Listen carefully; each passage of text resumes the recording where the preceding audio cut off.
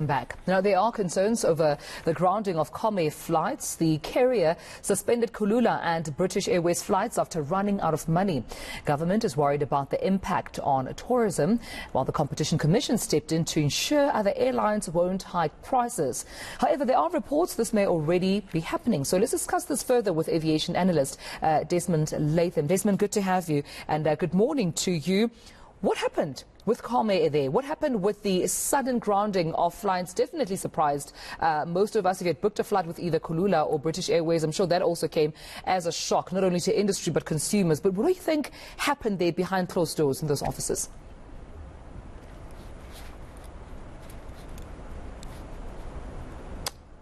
Desmond, I can't seem to hear you. Please just check if you're not muted.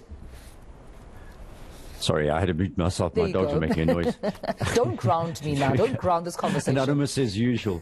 Yeah, so it's a cash flow problem that they've had, and they've had it for some time. And you know that the investments coming in, the injection of capital following the bankruptcy process, that has turned the airline around. But what has happened is jet fuel has gone up in price by over 30% in the last 60, 70 days. So I know that most of these airlines buy ahead. They hedge on fuel. In other words, they guess the future value of the price, and then they pay a fee, and the difference is taken up on when the sale takes place. And I'm afraid at this stage, it looks like jet fuel prices are catching some of the airlines out, and that's one of the issues. But the second is you've got to look at on the operational side, what's happening at Comair. And so that's the two reasons I think is they're unable to manage cash flow successfully for whatever reason internally. Secondly, the costs have risen, and more than 75% of cost of airlines is fuel normally on most airlines. But I think what's confusing also for consumers, Desmond, is that just a day before, on the 31st of May, there was that one-day sale that was advertised. And I'm sure a lot of consumers obviously making use of it, purchasing tickets. No one, unassumingly, would have thought that, a few days later we would hear that their flights had been grounded. So what do you think happened there? Were they trying to make up for revenue through that sale, or did they know beforehand? I'm talking about the CEO, the board and management here, that they would make then this announcement a few days later? I don't think the board would know, but I think the executive, when you manage a business like this, airlines are managed on a minute-by-minute basis, as we all know, and the decisions are taken fast. So I think that what has happened is that the cash flow dried up, and the investment they were banking on, perhaps a bank loan or something of that nature, I'm not privy to that negotiation, did not arise. And so they had to make a crisis decision. They would not be allowed to land or take off if they don't pay their bills to AXA and other service providers. So the bottom line is that they just had to suddenly stop flying. Of course, the problem for the passengers is that with the modern airline business, most airlines are now communicating with their passengers via applications, mobile phone applications and so on, and talking to them in real time. So I'm a bit surprised that Comair has not managed to do this in this case. The passengers found it by surprise that they weren't able to fly hours after the airline knew.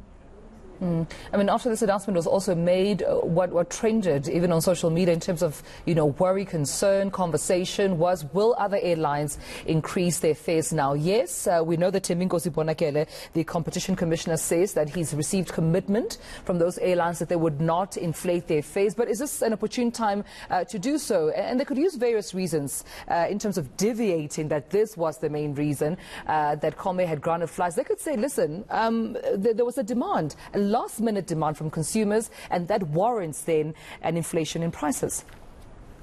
No, I think we've got to separate those two things. I understand the Competition Commission's position, but if the airlines refuse to raise prices, then they're colluding. So they're doomed if they do, and they're doomed if they don't. The bottom line is the prices have actually gone up. So I don't know. I mean, they've gone up to 30%. SAA's prices have gone up. They were already quite expensive at 2,300 Rand one way to Cape Town, for example. Fly Safari went up by a couple of £100. And in fact, all airlines, except Lift, which seems to have left its prices as low as possible, but all other airlines have actually, prices have risen, and that's a natural supply and demand curve. So I don't know if the Competition Commission can step in to do this. We're not a centrally managed socialist state We have market capitalists that run these systems. So there's a limit what the Competition Commission can do. I'm just say that on record.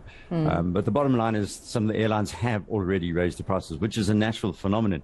What I think he's talking about there is protecting from gouging. In other words, the airlines put their heads together and then double their prices or something similar to that. That hasn't happened, but it is worrying that in this time of recovery from COVID, and aviation taking off again, literally and metaphorically, that the Comair runs into this problem. And just lastly, before I let you go, I have to ask this, Desmond, how does this look on, the industry, the local airline industry? Government has already expressed concern around the impact this will have on tourism. In your opinion, is it looking bad already? Well, there's the number of other issues have happened in the background that you may not be aware of. I mean, the one you are, which is that the supply of fuel to OR Tambo has been problematic, to put it mildly. And that the government is trying to deal with this through AXA and the other service providers. Remember, fuel is sold by a private enterprise at RRT. It's not sold by the state. But the state manages the systems like Transnet, and fuel is carried by train.